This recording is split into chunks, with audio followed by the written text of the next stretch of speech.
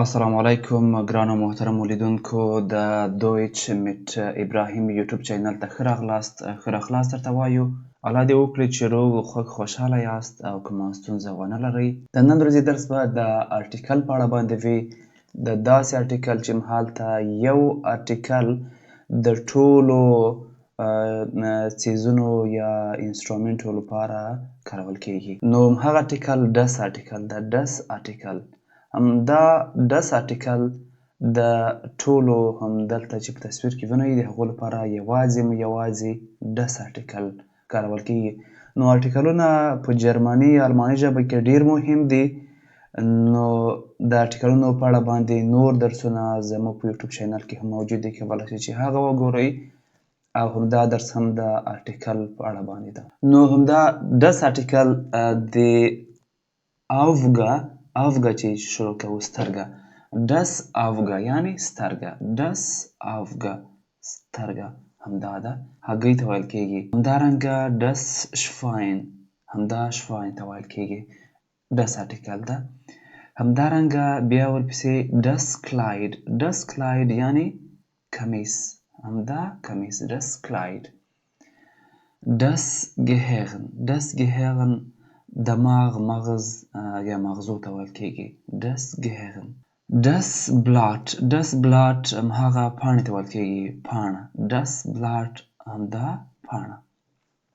ډس هاوس، ډس هاوس کور، یعنی د هاوس لپاره ډس ارټیکل کارول کیږي، ډس هاوس.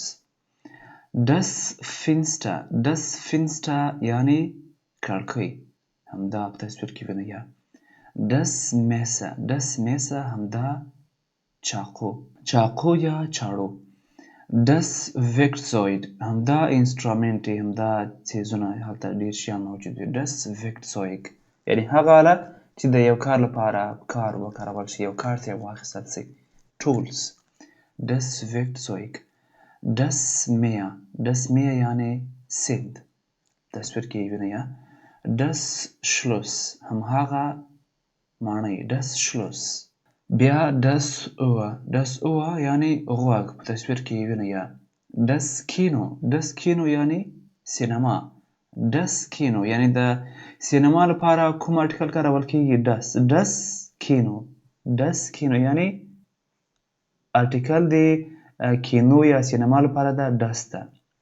بیا لرو ډس فاغاد، ډس فاغاد یعنی سایکل، ډس فاغاد سایکل، ډس فاغاد سایکل، تصویر کې هم وینئ.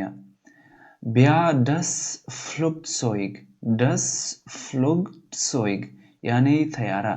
نو د تیارې لپاره هم ډس ارټیکل کارول کیږي، ډس فلوګزویګ تیاره، ډس فلوګزویګ همدا تیاره. بیا لرو ډس لید، ډس لید یعنی سندره یا اواز، ډس لید همدا لید سندرې ته ویل کیږي، ډس لید. بیا لرو ډس ګشینک، ډس ګشینک، ګشینک تحفې ته ویل کیږي، ډس ګشینک یعنی تحفه. بیا لرو ډس شپیل، ډس شپیل هماغه گیم، ډس شپیل یعنی د شپیل د گیم لپاره هم ډس ارټیکل کارول کیږي، ډس شپیل یعنی هغه گیم، ډس شپیل. بیا لرو ډس بغوټ، ډس بغوټ ډوډۍ یا مړۍ ته ویل کیږي، ډس بغوټ همدلته په تصویر کې هم ډس بغوټ یعنی ډوډۍ یا مړۍ.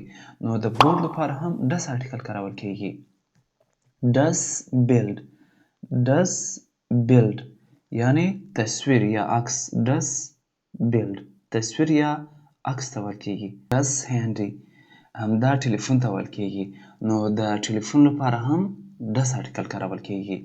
بیا لرو ډس میتخن هماغه جنۍ ته ویل کیږي، ډس میتخن یعنی دې لپاره هم ډس ارټیکل کارول کیږي، تصویر کې هم وینئ.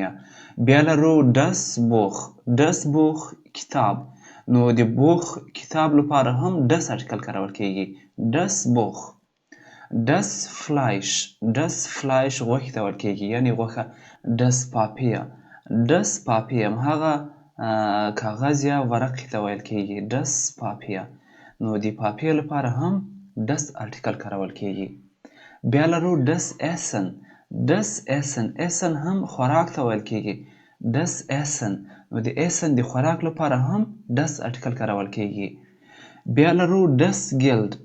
دس ګیلد یعنی هغه پیسو ته ویل کیږي، نو د پیسو لپاره هم دس آرټیکل کارول کیږي.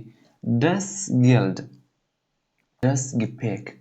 دس ګپیک هغه لاګیج یا د مسافرو بکس ته ویل کیږي. دس ګپیک. دس ګپیک. نو دا آرټیکل هم دس آرټیکل ده.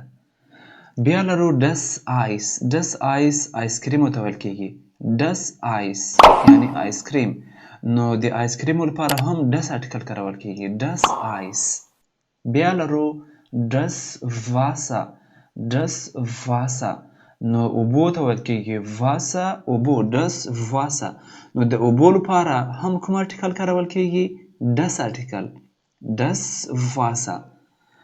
بیا په پای کې هم لرو دس هیټس. دس هیټس زړه ته ویل کیږي. دس هیټس، نو د زړه لپاره هم دس آرټیکل کارول کیږي. نو همدا سترګه دا مو مخکې وویل صحیح، نو همدا پای ته ورسېدو. نو د همدې سترګې نه مو شروع کړی وو، اوس بیرته همالته ورسېدو پای ته. نو همدا آرټیکل چې ده دا د همدې ټولو لپاره کارول کیږي. په ډېر ساده، خلص او اسانه شکل سره تاسو کولی شئ چې یوازې همدا زده کړئ. د همدې ټولو لپاره دس آرټیکل کارول کیږي. نو که هر چېرته درته ستونزه مشکل و، یوازې همدا میمورایز په صحیح ډول سره زده کړئ تر څو درته د آرټیکلونو په برخه کې ستونزه حل شي. نو دس آرټیکل د همدې ټولو لپاره کارول کیږي. معنا مې هم درته وویله. نو په پای کې دویچ میټ ابراهیم زموږ یوټیوب چینل حتما در سره سبسکرایب کړئ. همدارنګه زموږ د واتساپ ګروپ هم در سره جوین کړئ تر څو درته تاسو هلته ټولو معلوماتو ته په وخت لاسرسی ولرئ. که کومه پوښتنه لرئ کولی شئ چې د کمنټونو برخه کې هلته ولیکئ، کمنټ یې کړئ. نو تر بیا پورې ښې چارې، ښه وختونه. الله مو مل شه.